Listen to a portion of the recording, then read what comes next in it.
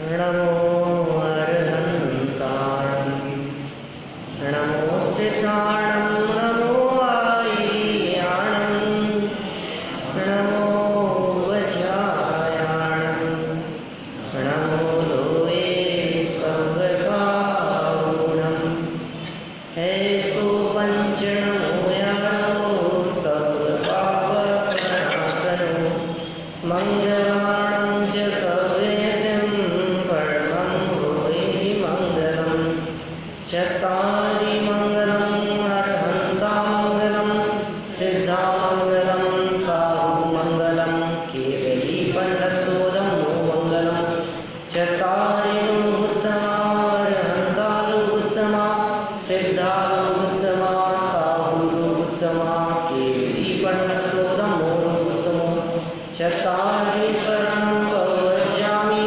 अरहन्ते शरणं प्रव्रजामि सिद्धे शरणं प्रव्रजामि साहु शरणं प्रव्रजामि केवलीपण्डितं धम्मं शरणं प्रव्रजामि। भगवान ऋषभदेव, उनका जीवन और परिचय, इसके संदर्भ में हम बात कर रहे थे पिछले 2 दिनों से। प्रथम तीर्थंकर आदिनाथ भगवान, पूजा तो सभी करते हैं, जानते हैं, नाम से भी परिचित हैं और चिन्ह भी जानते हैं, लेकिन आदिनाथ भगवान कौन थे, उनके माता पिता का नाम, उनकी उम्र, उनकी हाइट, उनके जीवन का संदेश। मैंने एक बहुत महत्वपूर्ण बात की तरफ आप लोगों का ध्यान आकर्षित किया था। जब जब भगवान आदिनाथ स्वामी के शिक्षा और उपदेश की बात कही जाती है तो हमें सिर्फ यही याद आता है, असी मसी कृषि विद्या शिल्प और वाणिज्य। और मैंने कहा था या नहीं मुझे ध्यान नहीं है, लेकिन राजस्थान जैन सभा ने एक बार जब मुझे बुलाया था ऋषभदेव जयंती पर मुख्य वक्ता के रूप में, तो मैंने वहाँ यही बात कही थी कि आदिनाथ भगवान, आप जानते हैं भगवान क्या उपदेश देते हैं? भगवान टेम्परेरी सुख का उपदेश नहीं देते, भगवान परमानेंट सुख का उपदेश देते हैं।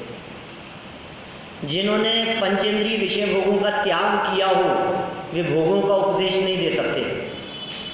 जिन्होंने स्वयं ने व्यापार रोजगार का त्याग करके दीक्षा ले ली हो वो व्यापार करने का उपदेश कैसे दे सकते हैं? बहुत गहराई से विचार करने वाली बात है। आप सोचिए, जिन्होंने स्वयं ने व्यापार का त्याग किया तो अच्छा जान के किया होगा कि खराब जान के किया होगा? उन्होंने यही सोचा होगा ना कि इस व्यापार में सुख नहीं है, इस धन में सुख नहीं है, बाहरी वैभव में सुख नहीं है, ये परिस्थितियाँ, ये संयोग, ये धन दौलत वैभव, ये इस जीव को सुखी करने में समर्थ नहीं है। यही तो सोचा होगा ना, यही विचार करके तो उन्होंने त्याग किया होगा। और यदि कोई भक्त उनके पास में जाकर के कहे कि महाराज ऐसा आशीर्वाद दे दो कि बिजनेस खूब बढ़े, तो महाराज क्या कहेंगे? बोलो, तू सुखी होना चाहता है या दुखी होना चाहता है? ये जंजाल है, इसमें सुख नहीं है वास्तव में। आप कितना भी कोशिश करें, कितना भी इकट्ठा कर लें, लेकिन आप सुखी नहीं हो सकते हैं। यदि आपको परमानेंट सुख चाहिए, हम तो ऋषभदेव स्वामी की बात कर रहे थे। ऋषभदेव स्वामी तो राजा थे ना, अयोध्या के राजा थे, क्या कमी थी उनके पास में?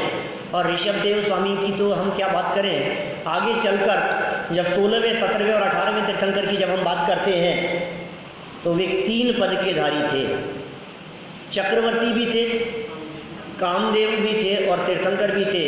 चक्रवर्ती सम्राट, कितने बड़े सम्राट होते हैं हम उसकी कल्पना नहीं कर सकते, हमारी बुद्धि से परे है वो बात।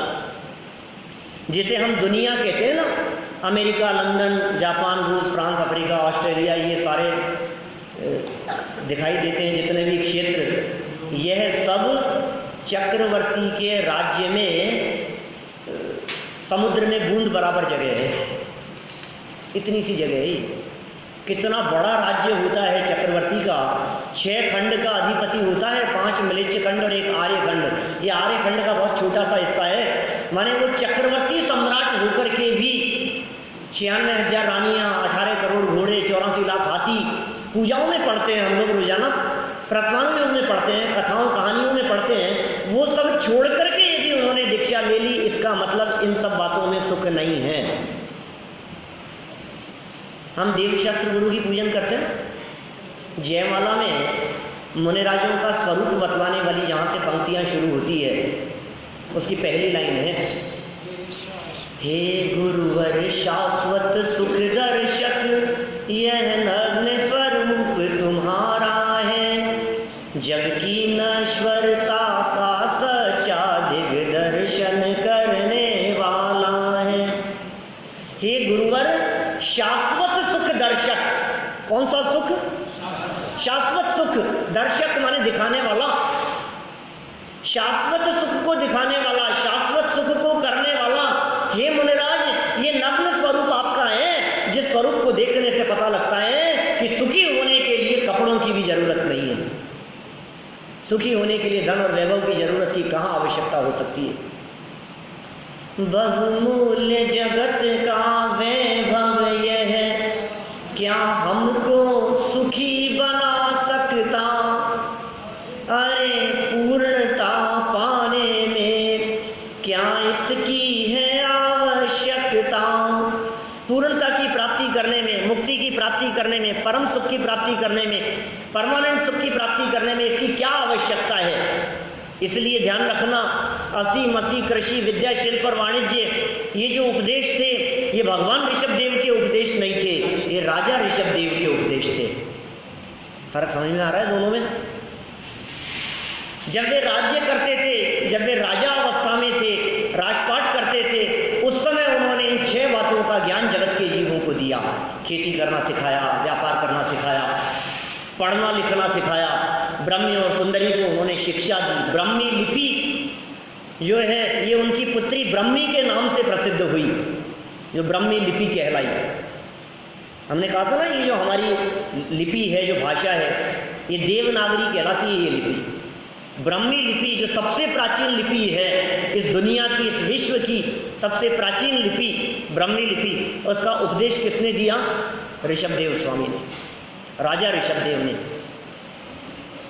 हाँ, अंक विद्या का ज्ञान दिया, ब्रह्मी लिपि का ज्ञान दिया, अस्त्र शस्त्र चलाना सिखाया, युद्ध करना सिखाया, खेती करना सिखाया, ये सारी बातें सिखाई उन्होंने। लेकिन कब? जब राजा थे तब। दीक्षा लेने के बाद तो वे मौन हो गए थे। जब उन्होंने दीक्षा ले ली तब तो उपदेश ही नहीं दिया कुछ भी। सभी तीर्थंकर, ऋषभदेव ही नहीं, जितने तीर्थंकर होते हैं सभी तीर्थंकर जब दीक्षा लेते हैं, मुनि बनते हैं, तो जीवन भर के लिए मौन हो जाते हैं। प्रतिज्ञा होती है उनकी, जीवन भर नहीं बोलेंगे। और वो ऐसी प्रतिज्ञा निभती है कि जब मुनि अवस्था से आत्म ध्यान की अवस्था में, जब उन्हें केवल ज्ञान की प्राप्ति होती है, जब समव शरण की रचना होती है, जब वे तीर्थंकर बनते हैं। तीर्थंकर जन्म से नहीं होते, तीर्थंकर कर्म प्रकृति का उदय अरहंत अवस्था में आएगा। अभी जो गर्भ कल्याणक मनाया गया, जो जन्म कल्याणक मनाया गया, जो दीक्षा कल्याणक मनाया गया, ये सब तीर्थंकरत्व का काम नहीं है, ये सब काम तो और अतिरिक्त पुण्य का है।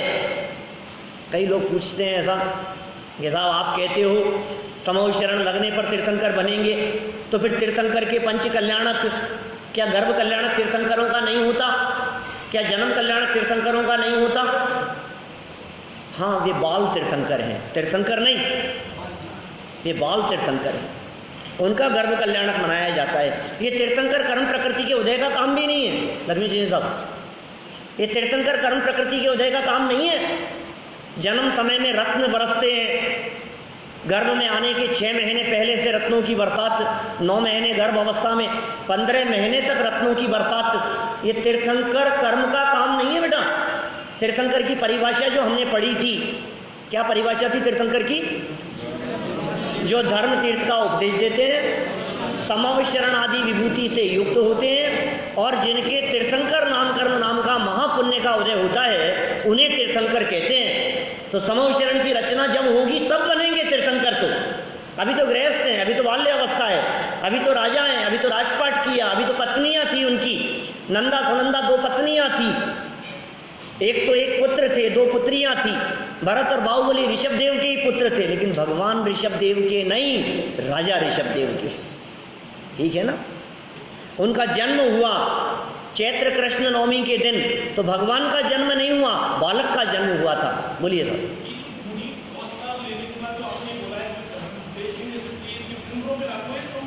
सब तीर्थंकरों के ऊपर, सिर्फ तीर्थंकरों के ऊपर।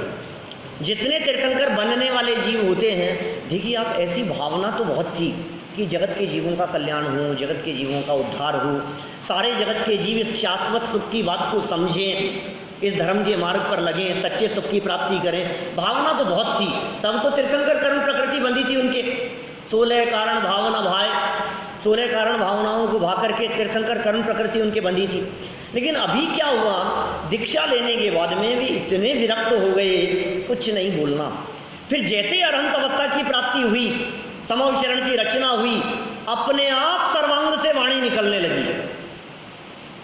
उपदेश नहीं दे रहे हैं, वो बोल नहीं रहे हैं, होठ नहीं हिल रहे हैं, लेकिन कैसा चमत्कार हो जाता है कि सभी जीवों को अपनी अपनी भाषा में सब बातें समझ में आने लगती है।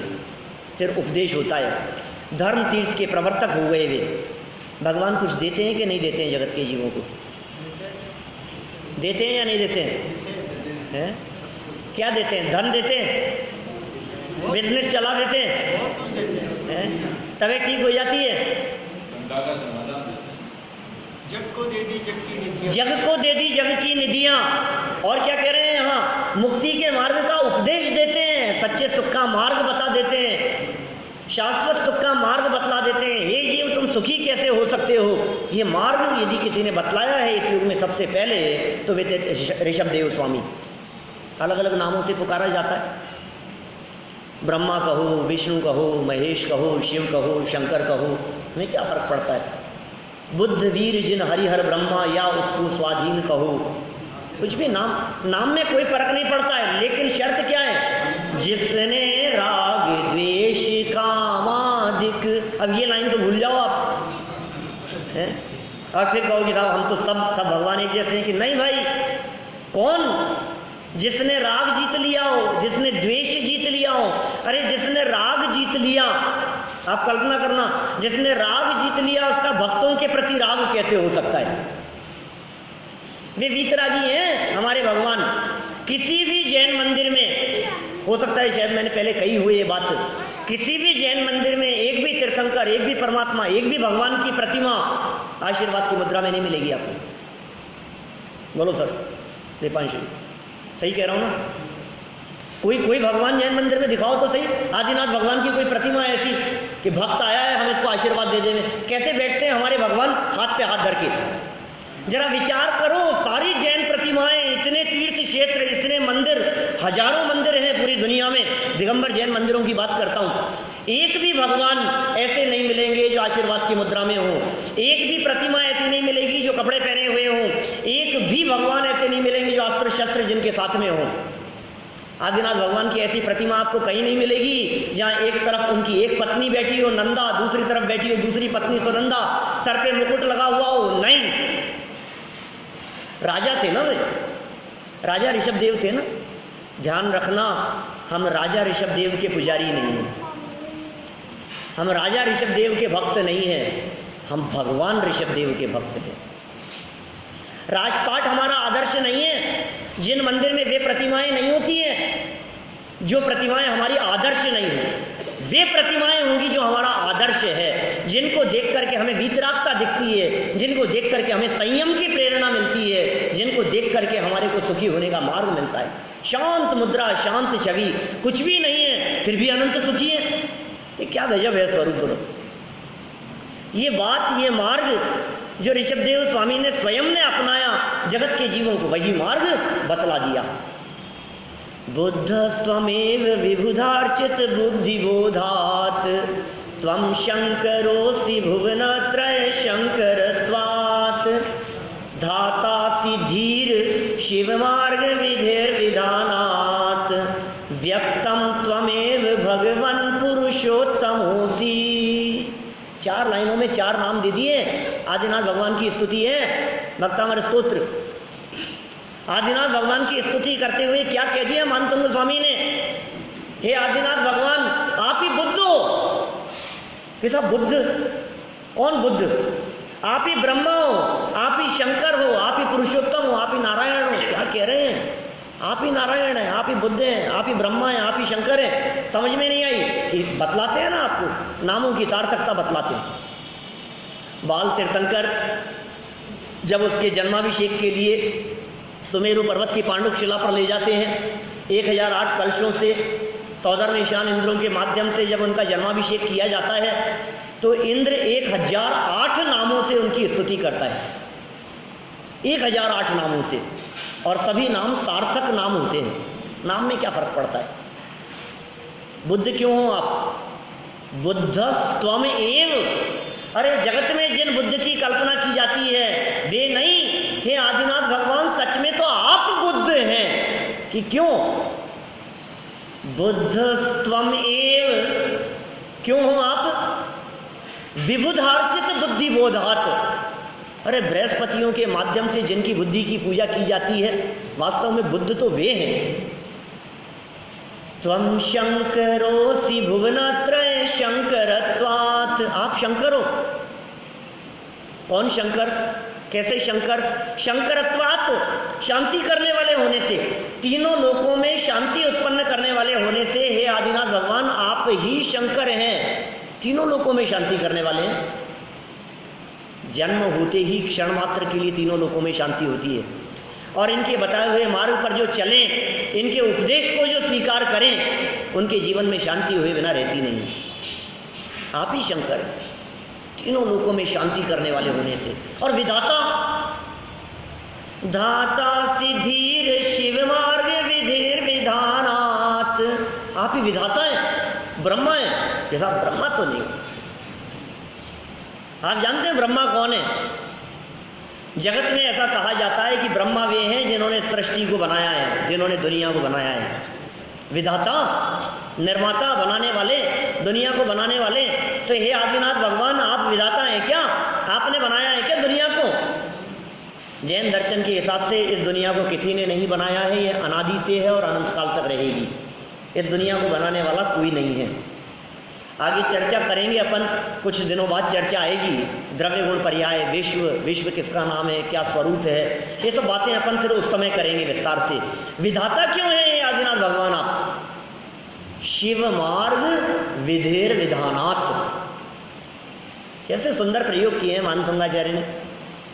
मुक्ति के मार्ग की विधि का विधान करने वाले होने से आपके पहले जगत में मुक्ति का मार्ग कोई नहीं जानता था। मानो हे आदिनाथ भगवान केवल ज्ञान प्राप्त करके समूह शरण में बैठकर आपने जगत के जीवों को जो मुक्ति का मार्ग बतलाया है, वो मुक्ति का मार्ग मानो अनुसंधान किया हो।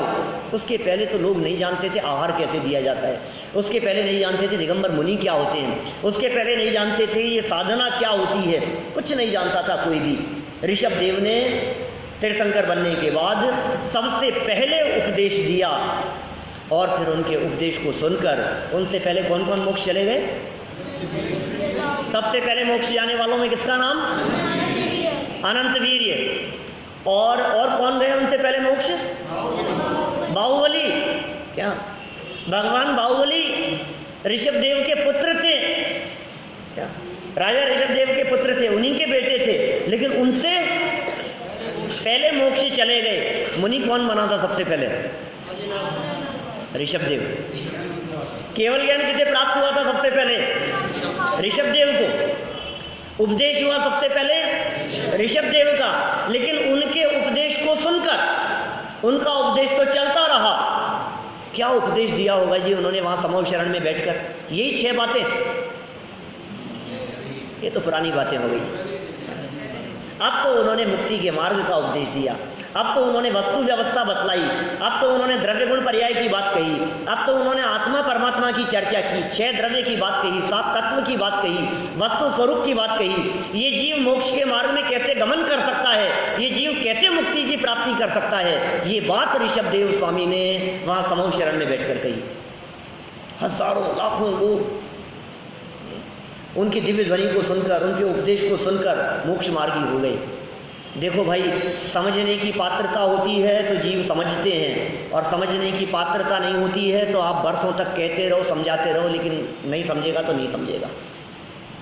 एक कहावत चलती है ना, समझेगा अपने आप से, नहीं समझेगा क्या? नहीं समझेगा, सगे पिताजी से भी नहीं समझेगा क्या?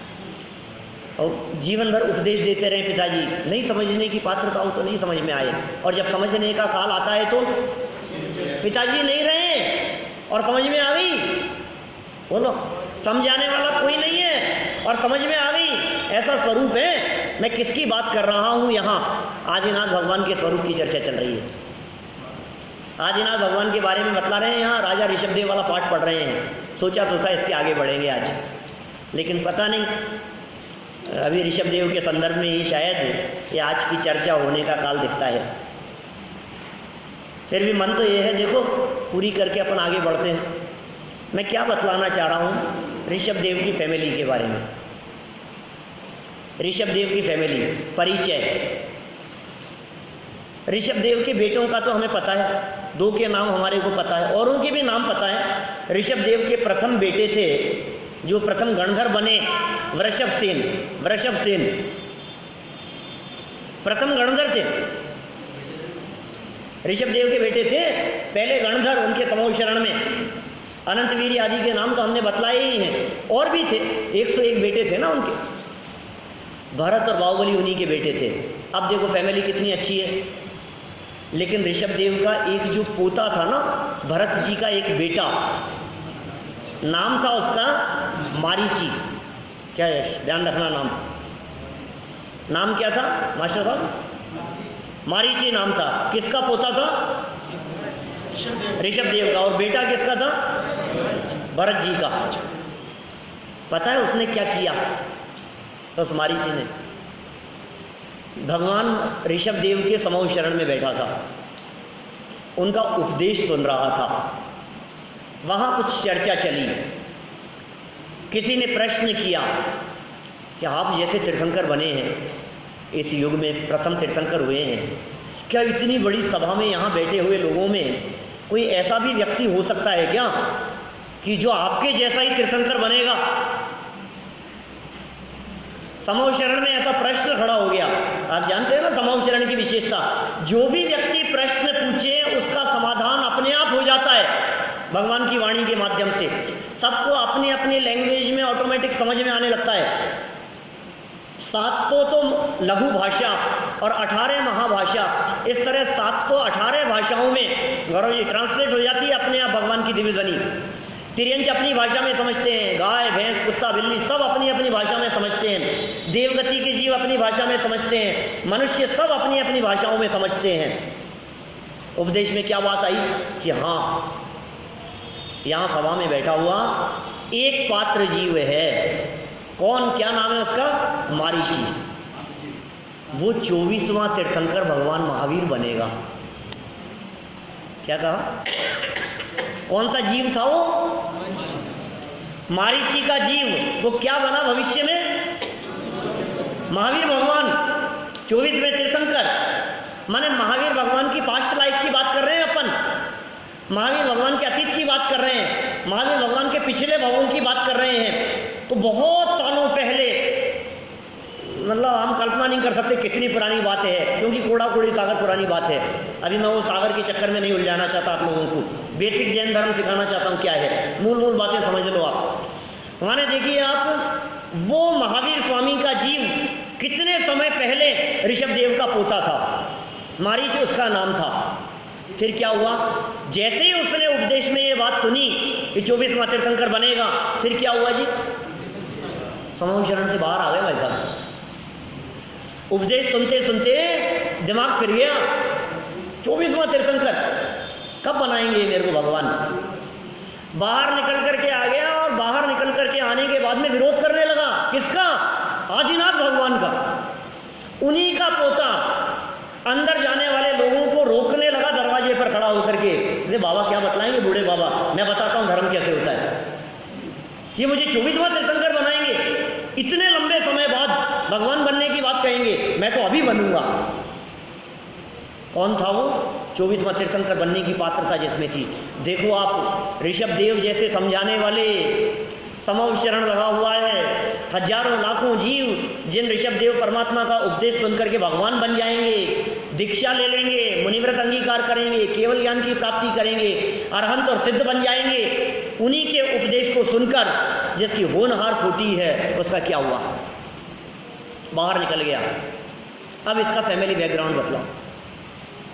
मारीची का, मारीची के फादर का नाम क्या था? भरत। भरत जी का बेटा था ना। कौन थे वो? पद क्या था उनका? चक्रवर्ती। माने चक्रवर्ती सम्राट का तो वो बेटा है मारीची। उसके पिता तो चक्रवर्ती हैं, प्रथम श्रोता भी हैं समोच्चरण में, और उसके चाचा बाहुबली वो पहले कामदेव थे। पिताजी चक्रवर्ती, चाचा जी कामदेव, दादाजी तीर्थंकर ऋषभदेव, पर दादाजी नाभि राय वो अंतिम कुलकर। क्या? एक दूसरे चाचा अनंतवीर वो प्रथम मोक्ष जाने वाले, एक दूसरे चाचा वृषभसेन वो प्रथम गणधर, दो बुआएं ब्रह्मी और सुंदरी वे आर्यिकाएं, प्रथम आर्यिकाएं, उसके 923 भाई ऐसे जो तद्भव मोक्षगामी। फैमिली बैकग्राउंड उसका कितना स्ट्रांग था। क्या फिर भी क्या हुआ जी? मैं आपसे पूछता हूं, उसका ऐसा हाल क्यों हो गया है? क्यों गलत रास्ते पर चला गया वो? भरत जी ने अच्छे संस्कार नहीं दिए होंगे। क्या करें बोलो? जिस व्यक्ति का भी संसार लंबा है उसको कितना भी समझाने की कोशिश करो उसे समझ में नहीं आती है। जिसकी भली होनहार होती है उसे ये बात समझ में आती है। वर्षों तक समझाते रहो समझ में नहीं आएगी, वर्षों तक कहते रहो समझ में नहीं आएगी, और जब समझ में आने का काल आएगा तो वो बात, पुरानी बात भी याद करके। जीवन भर पिताजी समझाते रहे और समझ में नहीं आई, और अब जब पिताजी नहीं है तो उन बातों को याद करके फॉलो करता है। यार पिताजी कहते थे। अब क्या हुआ? कौन है समझाने वाला? समझाने वाला कोई नहीं हूं मैं, उन्हीं की बात करता हूं, उसी मारीची की बात करता हूं। जब ऋषभदेव के समोच्चरण में था तो समझ में नहीं आई यश, और कब समझ में आई उसको? शेर की अवस्था में। भगवान महावीर बनने के पहले 10 भाव पहले शेर की अवस्था में जंगल में हिरण को फाड़कर खा रहा था। बोलो, लगता था आपको कि ये समझने का काल आ गया है? लगता था? कोई व्यक्ति उसकी रिकॉर्डिंग करके बतला सकता है इस समय समझ जाएगा? ये कौन समझाएगा इस क्रूर सिंह को? कहाँ समझिएगा? दूर दूर तक कोई नहीं दिखाई दे रहा है समझने समझाने वाला। और 2 मुनिराज आकाश मार्ग से उतर करके चले आए और उपदेश दे दिया। मुंह का मांस मुंह में रह गया, हाथ खून से सने हुए हैं, दांतों से खून के टपके गिर रहे हैं। बोलो आप। और मुनिराज का उपदेश सुनकर सम्यक दर्शन की प्राप्ति हो गई, जीवन बदल गया। 10 भाव बाद में मोक्ष जाने वाले हैं, तीर्थंकर बनने वाले हैं, जगत के जीवों को वैसा ही मोक्ष का मार्ग बतलाएंगे जैसा ऋषभदेव ने बतलाया था। 24 में तीर्थंकर होने वाले हैं। क्या हो गया ये? मांस खाते खाते सम्यक दर्शन, इस गलत फहमी में मत रहना। क्या मांस खाते खाते नहीं हो सकता? अरे त्याग हो गया, अब क्या फर्क पड़ता है? दांत में कुछ दिखाई दे रहा हो, अंदर से अभिप्राय श्रद्धा बदल गई ना, विचार बदल गया ना मुनिराज का उपदेश सुनकर। कभी कभी मैं कहता हूं, बहुत बार कही है मैंने आप लोगों की सभा में ऐसी बात, क्या उपदेश दिया होगा और क्या उपदेश सुना होगा वीरेंद्र जी? भगवान महावीर स्वामी को माने उस शेर की अवस्था में दोनों मुनिराजों ने क्या उपदेश दिया होगा?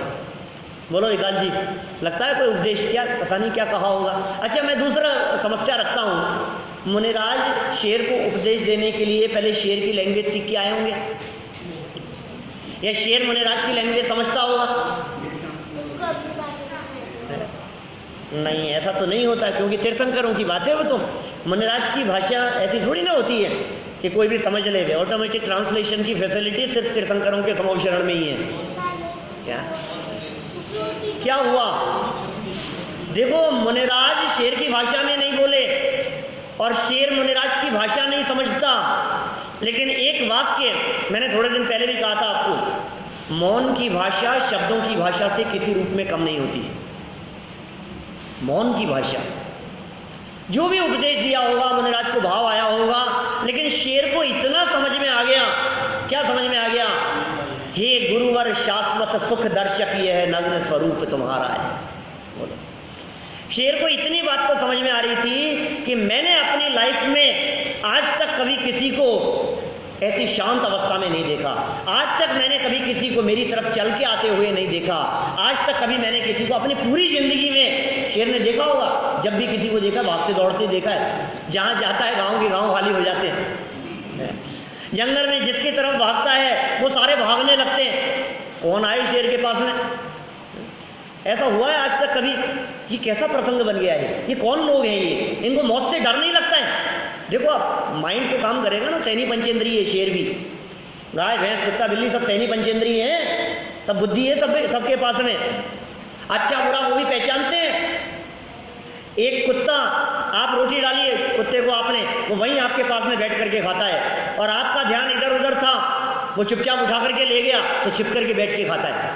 वो जानता है चोरी क्या है, चोरी शब्द नहीं जानता, भाव जानता है, वो ये जानता है ये गलत काम है और ये काम गलत नहीं है, इतनी बुद्धि उस कुत्ते के पास में भी है। सब जानवर समझते हैं। जो सैनी पंचेंद्रिय है ना, जितने, अब वो सैनी पंचेंद्रिय क्या होता है, इंद्रियां क्या होती है, मन सहित अवस्था क्या होती है, ये सब धीरे धीरे आगे पढ़ेंगे अपन। अभी क्या कह रहा हूं मैं, उस शेर की बुद्धि इतनी काम कर रही है, ये दो मुनिराज, ये दो व्यक्ति, और शांत मुद्रा, क्रूरता नहीं दिखाई दे रही है, मारने के भाव से नहीं आए, अस्त्र शस्त्र नहीं है इनके पास में, तलवार नहीं है, बंदूक नहीं है, शांत छवि दिखाई दे रही है। ये कैसा उपदेश दे रहे हैं, मौत का डर नहीं लगता है, इसका मतलब कुछ ऐसा है जो मरता नहीं है। और उनके मौन उपदेश को सुन लिया और अपने स्वरूप को देखा, जाना और सम्यक दर्शन की प्राप्ति हो गई। कैसा चमत्कार हो गया, कोई समझाने वाला नहीं, समझने की पात्रता नहीं दिख रही है और समझ में आ गया, और समझाने वाले इतने लोग बैठे हैं और उसके बावजूद समझ में नहीं आया। ये ऐसा स्वरूप है भाई।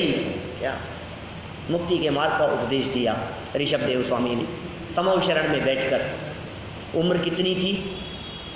84 लाख पूर्व की। पूर्व क्या होता है भूल गए होंगे आप कल से आज तक।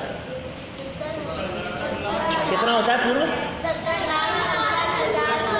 हाँ, मैं कोई भी प्रश्न पूछता हूँ ना तो जवाब देने की जिम्मेदारी बच्चों की है बस, है ना? बड़े से ये समझ करके बैठते, हमारे लिए थोड़ी ना ये सब बातें। कितना है अजय, ये कितना है? 70,56,000 करोड़ वर्ष का एक पूर्व होता है। ऐसा एक नहीं, 84 लाख पूर्व की आयु। अभी ये सब बातें जो कैसे सत्य सिद्ध होती है, ये सब तो आगे समझ में आएगी आपको। नहीं, इतना समझ लो कि जिनवाणी की बात में शंका नहीं करना, भरोसा करना इस बात पर। मुक्ति के मार्ग का उपदेश दिया। कैसा उपदेश दिया उन्होंने, क्या बातें समझाई उन्होंने, और क्या बातें समझने योग्य है हमारे लिए। देखो आप, मैं आगे वाले पाठ के माध्यम से उस उपदेश को समझा देता हूँ। छोटी सी कविता है, मेरा धाम। छोटे छोटे बच्चों को याद कराने के लिए है ये कविता, हम सबको भी याद होनी चाहिए, है ना। आज यदि ये पूरी हो जाएगी तो कल अपन दूसरा भाग शुरू कर लेंगे, है ना। याद करना बेटा, बहुत छोटी छोटी पंक्तियां हैं। मैं बोलता हूँ यहाँ से, आपको रिपीट करना है, फिर अर्थ बतलाएंगे, फिर चर्चा करेंगे इसमें कितना मर्म छिपा हुआ है। सच्चा जैन धर्म बतला रहे क्या है स्थिति। शुद्धात्म है मेरा नाम, मात्र जानना मेरा काम। शुद्धात्म है मेरा नाम, मात्र जानना मेरा काम। शुद्धात्म है मेरा नाम, मात्र जानना मेरा काम।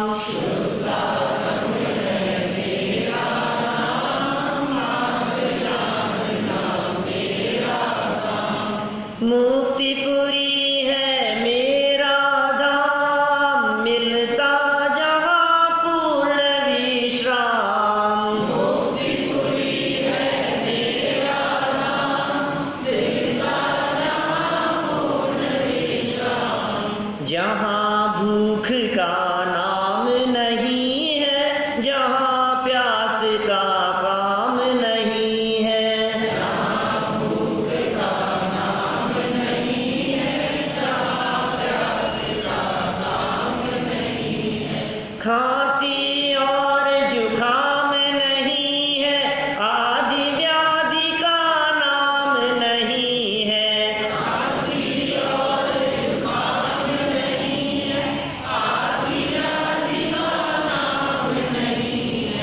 सबकी आवाज़ नहीं आ रही है, 50% लोग बोल रहे हैं।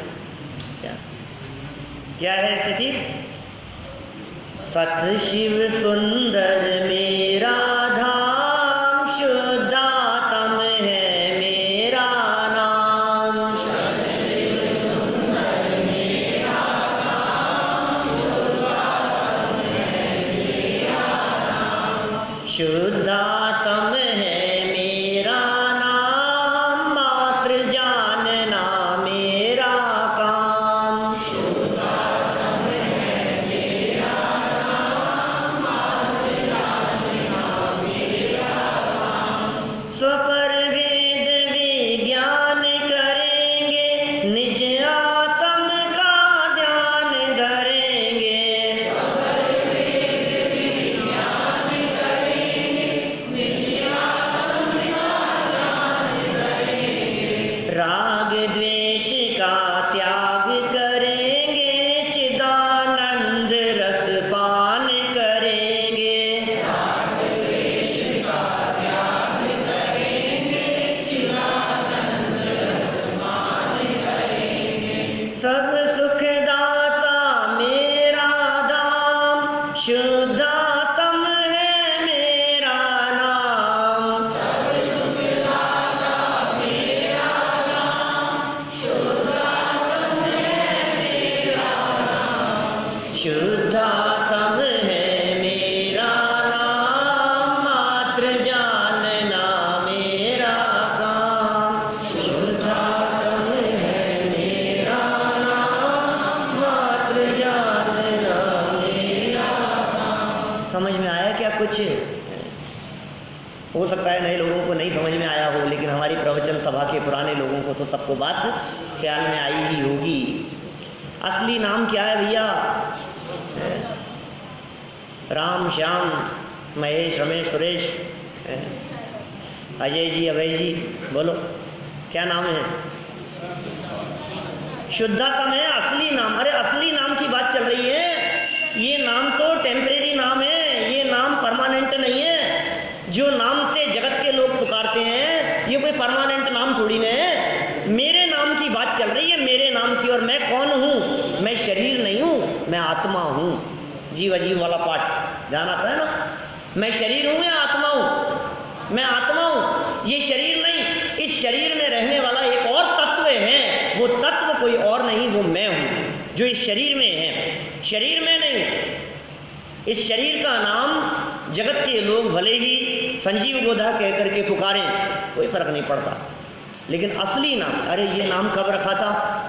जन्म होने के कुछ महीनों बाद, किसी किसी का नाम कुछ वर्षों बाद, किसी किसी का नाम जब स्कूल में एडमिशन कराया हो तब।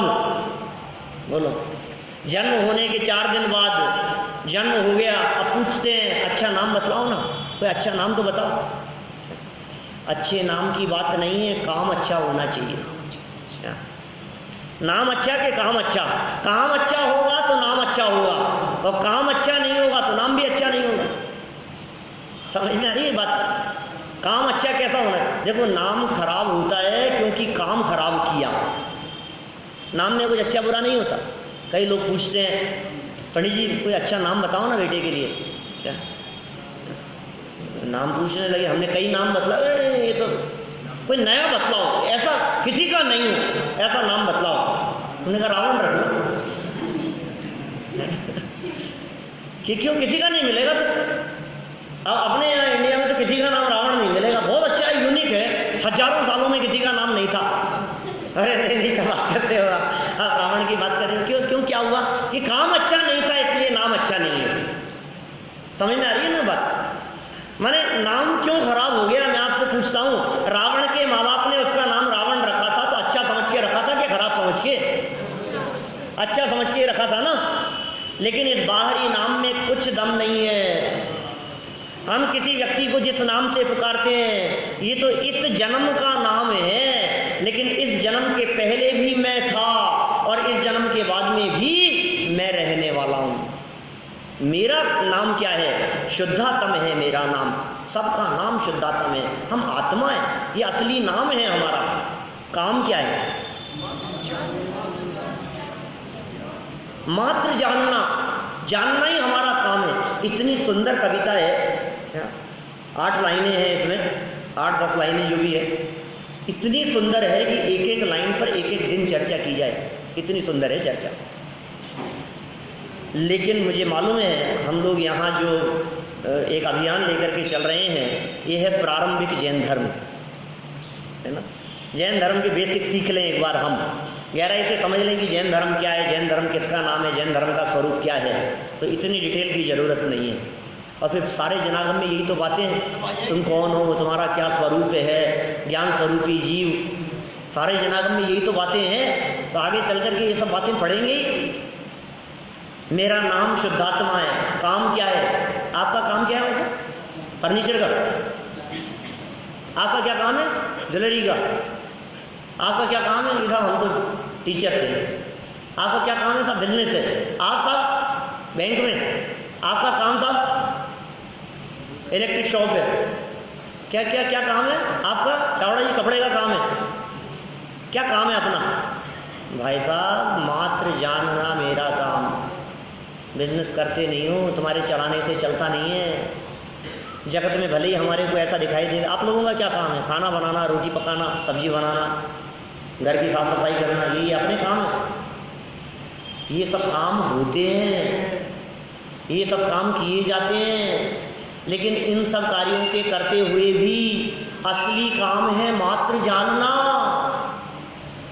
समझ में आ रही है। अरे दुनियादारी के काम करने की क्या बात करें, दुनिया पर तो चलती ही नहीं है, तुम्हारे परिवार पर नहीं चलती है, परिवार पर चलाने की क्या बात करें, तुम्हारे शरीर पर नहीं चलती है। बोलो, आप कहते हो मैं करता हूँ, मैं मेंटेन करके चलता हूँ, मैं शरीर को संभाल के चलता हूँ, आप क्या क्या करेंगे, आप कुछ नहीं कर सकते हैं।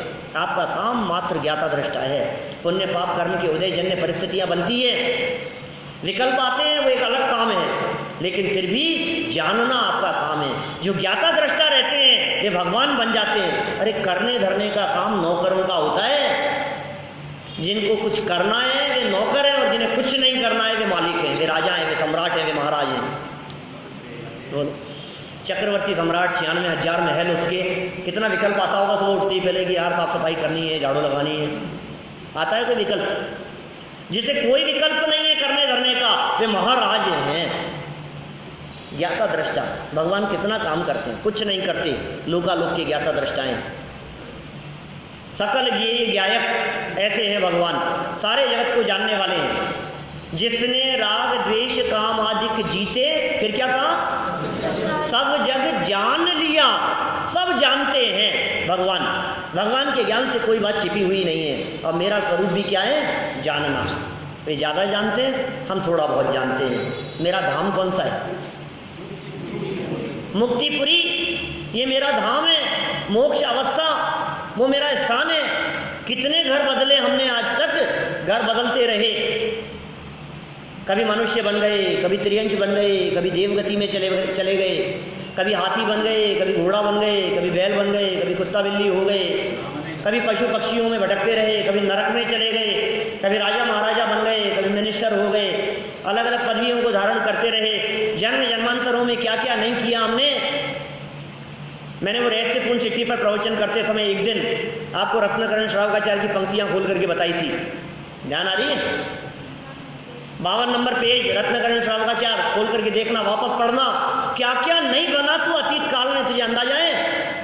ठिकाना नहीं मिला, ढूंढ ले ठिकाना चेतन, ढूंढ ले ठिकाना। आया कहाँ से कहाँ है जाना, ढूंढ ले ठिकाना चेतन, ढूंढ ले ठिकाना। ये असली ठिकाना मुक्तिपुरी है, मेरा धाम। और जो मेरा धाम है, मेरा स्थान है, क्या कहा है उसके बारे में, मिलता जहां पूर्ण विश्राम, पूर्ण विश्राम मिलता है, पूर्ण शांति मिलती है। कौन सी जगह पर, जहां शांति है वो अपना घर है। घर से बाहर निकलो, अशांति है, कहीं शांति नहीं। कहीं भी चले जाओ, पूरी दुनिया में कितने देशों में कहाँ कहाँ घूम आए, लेकिन फिर भी शांति नहीं मिलती कहीं भी।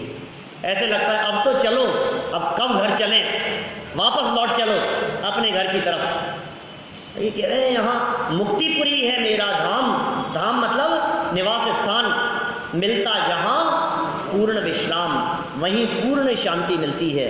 जहाँ मेरा शाश्वत स्थान है, जहाँ मुझे जाना है, जिसका मार्ग ऋषभदेव स्वामी ने बतलाया है, मुक्ति के मार्ग का जो उन्होंने उपदेश दिया है, वहाँ की विशेषताएं क्या है, वहाँ की क्वालिटी क्या है, हम क्यों जाएं वहाँ, आखिर ऐसा क्या मिलेगा वहाँ हमारे को, इन बातों की चर्चा आगामी पंक्तियों में की है। अभी हमने बोली थी कल याद करके आना, कल इनकी विस्तार से चर्चा करेंगे। अब कल ही होना है पूरा, कुछ नहीं हो सकता। और महावीर भगवान की